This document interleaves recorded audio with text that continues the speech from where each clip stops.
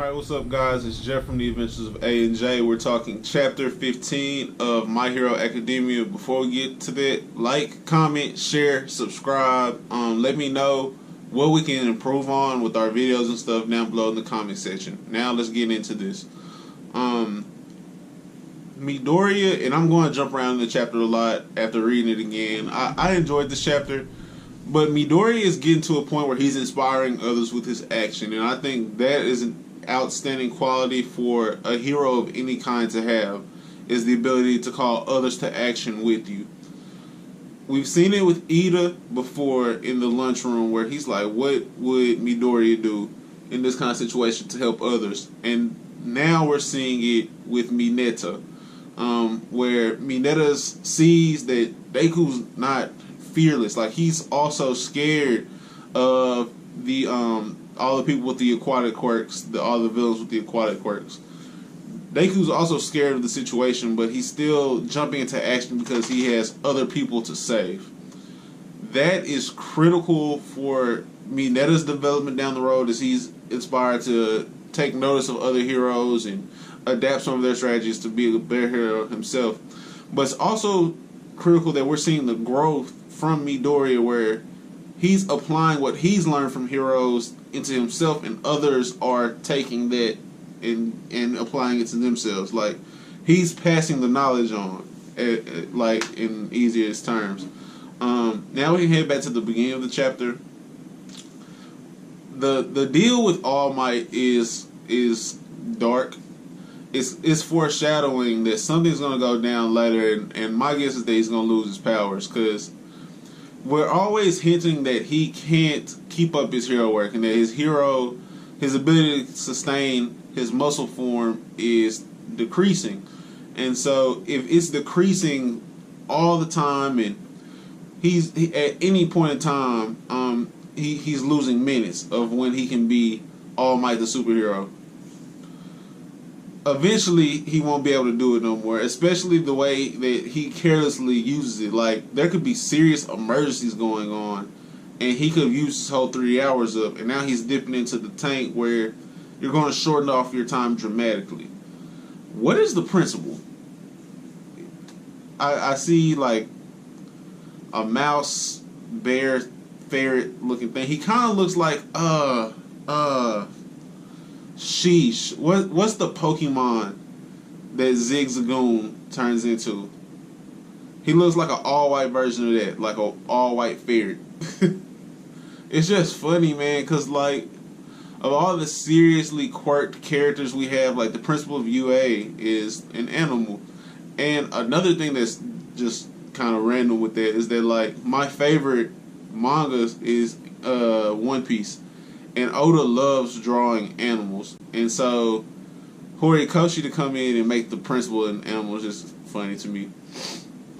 Ida has, speaking of Ida earlier, Ida has a serious chance to improve as a character here, because he is now responsible for others, which is the position that he wanted so bad, to be responsible of helping others in times of need.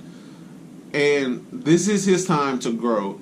I don't understand why he didn't just leave, like, why we didn't see him leave in this chapter. Because as soon as 13 was like, go save us, his job was to dip. He was supposed to, alright, I'm finna go get All Might, we can go ahead and square this away right now. And that hesitation is going to cost someone. Who, I'm not quite sure yet, but Ida was supposed to leave right then and there. Like, 13's like, hey, you gotta go. He's supposed to be like, gone.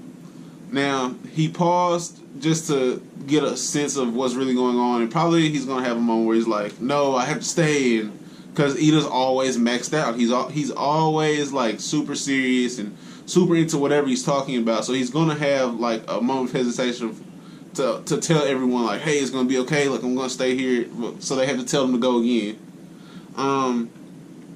I think critical thinking, and it comes with being a rescue hero, like someone who specializes in rescue situations and environmental crisis situations. 13's critical thinking really stood out to me in this chapter, where he's deduced that the alarms aren't going off outside and they're probably being jammed inside. So this is the only area the villains are in. Like, it's not a full infiltration on UA. It's just the USJ. So pairing that with the fact that there's someone jamming that's probably not out there fighting, or the alarms would have accidentally triggered, because Eraserhead's out there canceling quirks left and right while fighting. So if it was somebody canceling, or if it was someone with that kind of quirk, Eraserhead would have canceled it already, like at least once, like in between glances. So him picking all that up, as a reader, I'm picking it up, but seeing someone else that's also picking it up faster than I am, it shows how aware they are of what's going on. And Sue, she had a quote in here, and like in my notes, I said like, dang, she sounded like somebody in a black church sermon. Like, Midoriya is explaining the flaw in the villain's logic, the flaw in their plan at least, where he's like, yeah, they understood where we would be, and they had an idea of who was supposed to be there, but their main focus was not us. Like, we weren't a focus at all for them. It was only the pro heroes that were supposed to be here that they were focused on.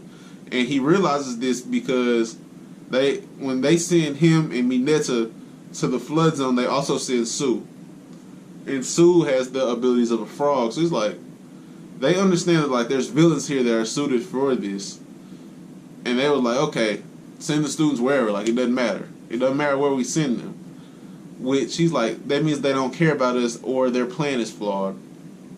And while he's trying to voice this to Sue and Mineta, of Midoriya being Midoriya, he starts rambling and shaking, and Sue's like, hold on now, preachers, take your time now, take your time. And I'm just like, bro, she sat in Pastor Davis' sermon.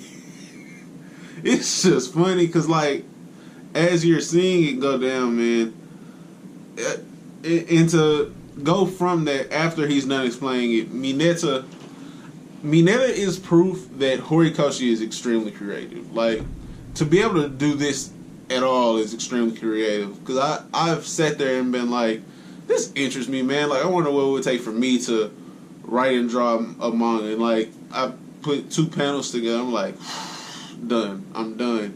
So for anyone to do this is outstanding. But at this level, his creativity is off the charts. Because Mineta's power alone is weak. Sweet.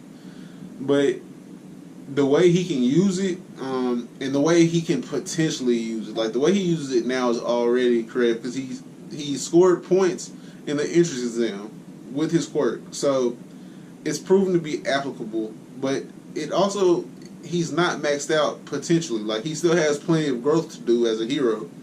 And we see it with like him throwing the flurry of balls after he's flustered and everything. And then the water, Midoriya hitting the water so that all of the sticky balls just, all of the things Mineta has with his quirk attached to the villains, and they all get stuck together. That's creative, man. Like, that's super creative. I am enjoying Mineta as a character because I see where he's going, and I also usually am a fan of the Purge just because that's a funny plot line for me. Like, it's a funny anime trope or a funny manga trope that I enjoy. Is like, the Purge are usually characters I pull for. Jiraiya is my hands down favorite Naruto character, and his nickname was Pervy Sage from Naruto. I think that as we're going in the story, I don't know where we're headed next. I do feel that because All Might's aware of like something's wrong, his senses are tingling. Because he's aware that, like, oh, he hasn't heard from 13 or Eraserhead, he's obviously going to show up to this fight. I mean, you don't have a villain invasion at UA because of All Might, and All Might not pull up on the scene. So he's definitely going to show up, and he's definitely going to have a major fight. Edith's going to have to be the one to go get him. Like, that's what we're building towards. It's just going from the story further. Like, do they capture all of these villains?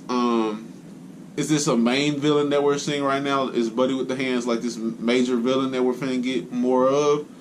Because then I want to know more about the villains.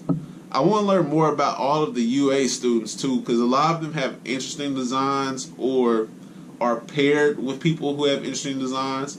So it makes you kind of wonder like who's this side character as well. Because I enjoy that. I enjoy like delving deep into each specific character and like what makes them different from someone I've already seen in manga or someone I've already seen in an anime. But this chapter review was gonna be shorter. I enjoyed this chapter. This chapter was an 8 out of 10 for me. I'm checking my notes and I'm checking my phone and I'm making sure I'm getting all my information right. So sorry I'm kind of all over the place with this one. But 8 out of 10 for me, guys. I really am enjoying doing this. Once again, like, comment, share, subscribe, rate, send it to your mama. And, man, get these videos out, bro. I'm enjoying this. This is peaceful for me. This is gonna be my small spiel real quick, but like this is really stress relieving for me to just be able to like put on a camera and empty my mind. So get these videos out, man. That's it for me, bro. Call. Sleep. Peace.